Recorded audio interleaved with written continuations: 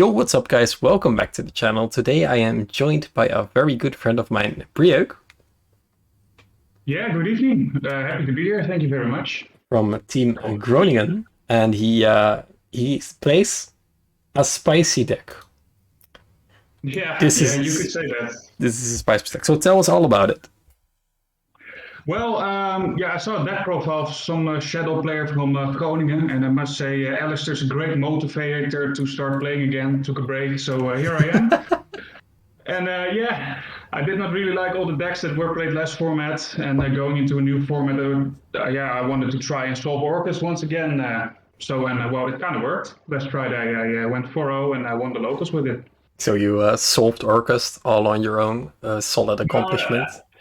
Nah, I'm not claiming to have solved Orcus, but like the deck worked really well, and like I tested a bit last week, and I went on YouTube to watch all kinds of deck profiles, which really helped. And then threw a couple of good cards together, and here we are. All right, cool. Well, take us through the maximum amount of copium we can handle. All right.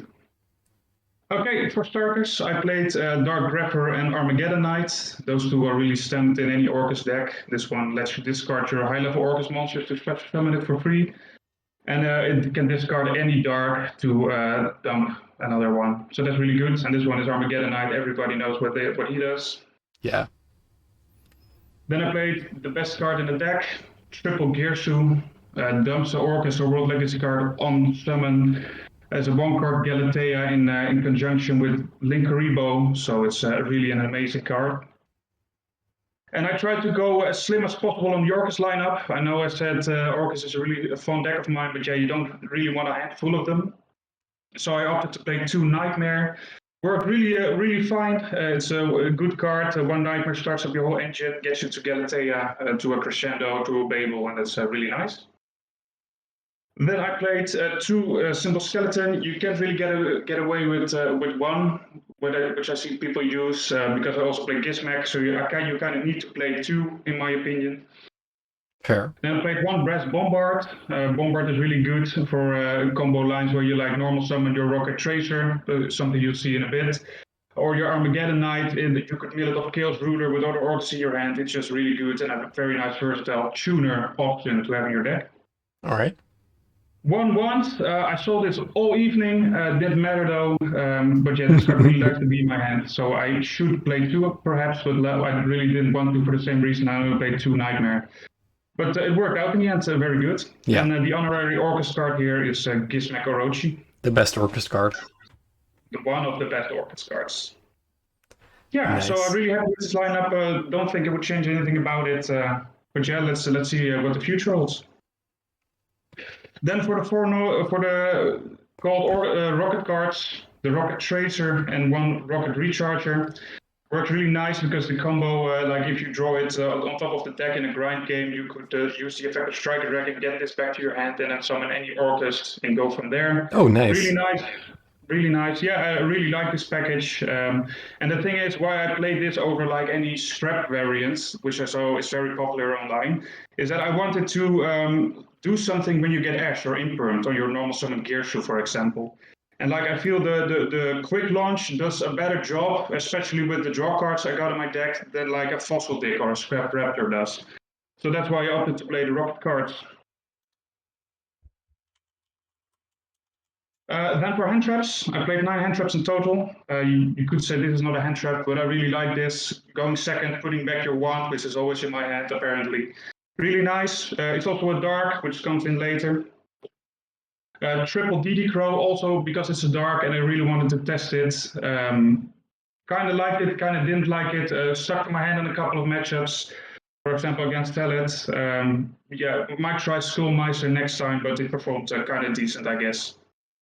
And then, of course, last hand trap is Ash, and Ash is Ash. Would Ash. not take it out. Ash is indeed Ash. Ash is indeed Ash. So no Bell? No Bell.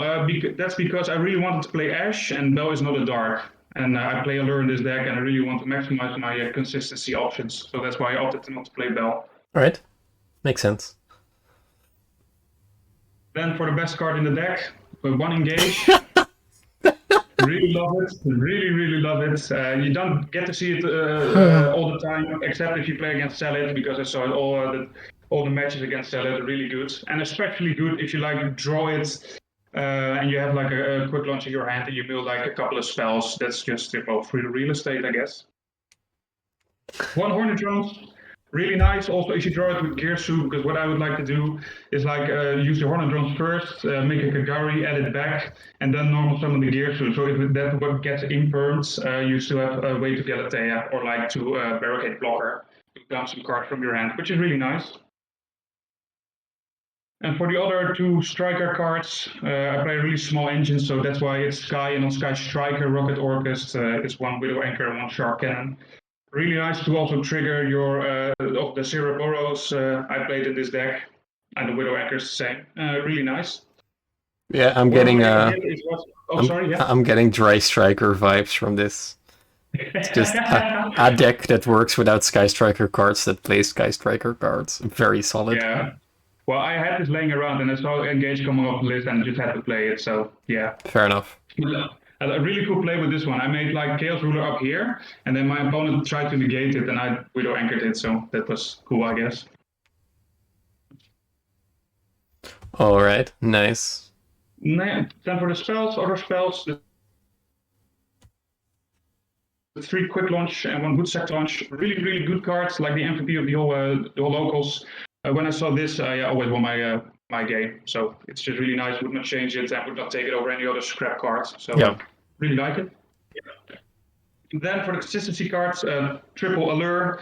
I'm not playing a return in this list. I might try to test that a little bit, but I felt like the return in conjunction with like the quick launch is like good enough to see your consistency pieces, like a quick launch or like a gear shoe. And it worked really well. Really liked it. Didn't miss the return, but like I'll test it. The format is still young, so yeah. Fair enough. Then for the power one-offs, I play 1 Rota and 1 Call by the Grave and 1 Foolish Burial. Really good card. Alright, heard it here first, folks. Engage is not a power one-off. Well, it's part of the Sky Striker engine, so that's why I show it there. But of course, best card in the deck, power one-off. You know how it is. And then I played 1 Babel and I played 2 Crescendo. 2 Crescendo. Reason for this is like it's not terrible to mill it off the Chaos Ruler, and then if you mill it off the Chaos Ruler, you might have the other one in deck. And it actually came up in the grind game, the second Crescendo, like to really blow out the game and win.